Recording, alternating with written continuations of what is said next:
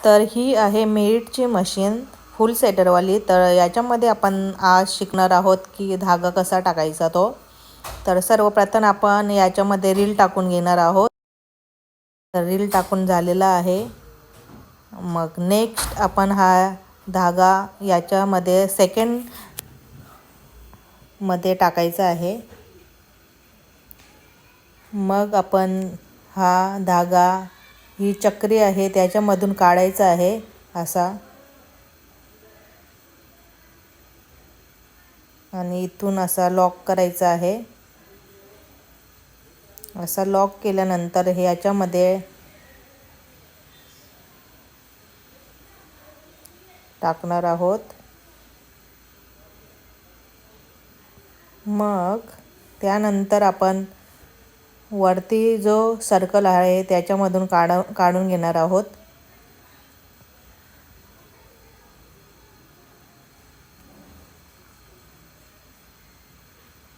तर एवढीच प्रोसेस आहे। त्यानंतर आपण हा धागा सुईमध्ये टाकणार आहोत। तर इकडे सुईमध्ये आपण धागा टाकायचा आहे आता।